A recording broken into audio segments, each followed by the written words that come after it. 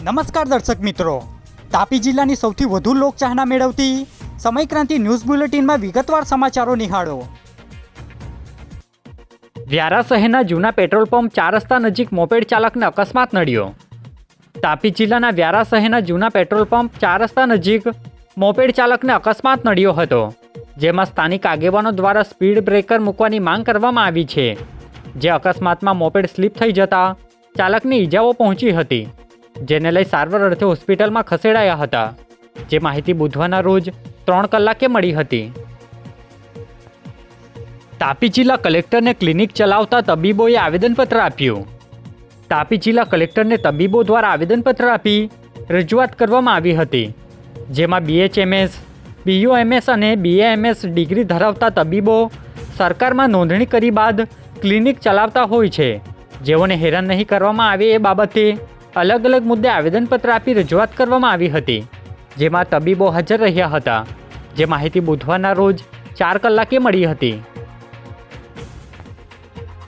વાલોડ તાલુકાના બાજીપુરા 4 રસ્તા નજીક કાર વીજપોલ સાથે અથડાતા પલટી મારી ગઈ, બાદમાં કારમાં આગ લાગી જતા ચાલકનું મોત નીપજ્યું। તાપી જિલ્લાના વાલોડ તાલુકાના બાજીપુરા 4 રસ્તા નજીક કાર ચાલકે સ્ટેરિંગ પરનો કાબુ ગુમાવતા કાર વીજપોલ સાથે અથડાતા પલટી મારી ગઈ હતી, બાદમાં કારમાં આગ લાગી ગઈ હતી। બનાવને લઈ નજીકમાં ઊભેલ પોલીસ કાફલો પહોંચી જતા ચાલકને બહાર કાઢવામાં આવ્યો હતો, પરંતુ ચાલકનું સારવાર લઈ જતી વેળાએ મોત નીપજ્યું હતું, જેમાં 20 વર્ષીય અર્ચન ચૌધરીનું મોત નીપજતા પોલીસે ગુનો દાખલ કરી કાર્યવાહી હાથ ધરી છે, જે માહિતી બુધવારના રોજ 11 કલાકે મળી હતી। તાપી જિલ્લા કલેક્ટરને મધ્યાહન ભોજન કર્મચારી મંડળ દ્વારા આવેદનપત્ર અપાયું। તાપી જિલ્લાના કલેક્ટરને મધ્યાહન ભોજન કર્મચારી મંડળ દ્વારા આવેદનપત્ર અપાયું હતું, જેમાં સંભવિત મધ્યાહન ભોજન યોજના NGOને આપવા બાબતનો વિરોધ કરી આવેદન આપી રજૂઆત કરવામાં આવી હતી, જેમાં ઓલ ગુજરાત રાજ્ય મધ્યાહન ભોજન કર્મચારી મંડળના ઉપપ્રમુખ સહિતના આગેવાનો હાજર રહ્યા હતા, જે માહિતી બુધવારના રોજ 12 કલાકે મળી હતી। તાપી જિલ્લાના અધિક નિવાસી કલેક્ટર દ્વારા જાહેરનામું પ્રસિદ્ધ કરવામાં આવ્યું। તાપી જિલ્લાના અધિક નિવાસી કલેક્ટર દ્વારા એક જાહેરનામું પ્રસિદ્ધ કરવામાં આવ્યું છે, જેમાં જિલ્લામાં મકાન, દુકાન કે ઓફિસ ભાડે આપતા માલિકોએ તેમના ભાડુઆતોની વિગત તૈયાર કરી નજીકના પોલીસ સ્ટેશન તથા મામલતદાર કચેરી ખાતે જમા કરાવવાની રહેશે, જે માહિતી 4 કલાકે મળી હતી। ડોલવણ તાલુકાના બેડચીત ખાતે નિકાસલક્ષી શાકભાજીના ઉત્પાદન અંતર્ગત અધિકારીઓની હાજરીમાં કાર્યક્રમ યોજાયો।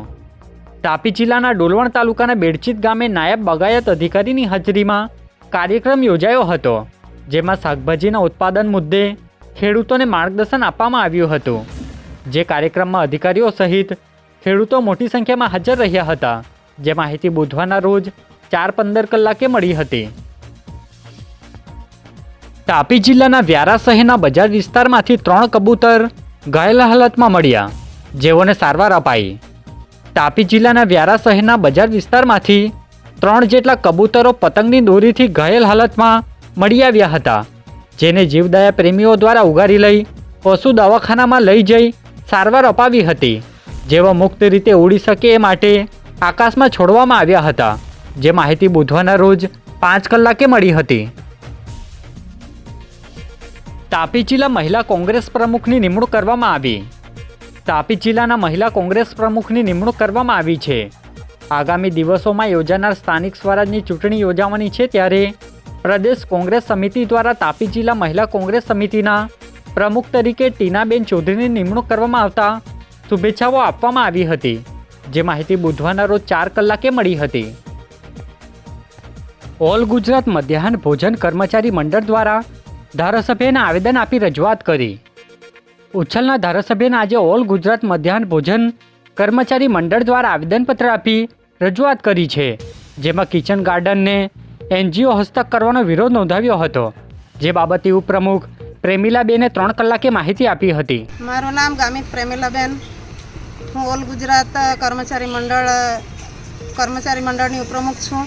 આજ રોજ અમે ઉચ્છલ ખાતે શ્રી ડૉક્ટર જયરામભાઈ ગામિતને આવેદનપત્ર આપવા માટે આવ્યા હતા, જે NGO અમારા વિસ્તારની અંદર આવી રહ્યો છે એના માટે આવેદનપત્ર આપ્યું, અને આવેદનપત્રની અંદર અમે ઉલ્લેખ કર્યો છે કે બાળકોને ભોજન દ્વારા કેટલુંક નુકસાન થશે, જો અમારી માંગ નહીં સ્વીકારાય તો આવનાર દિવસોમાં અમે જલદ આંદોલન કરશું.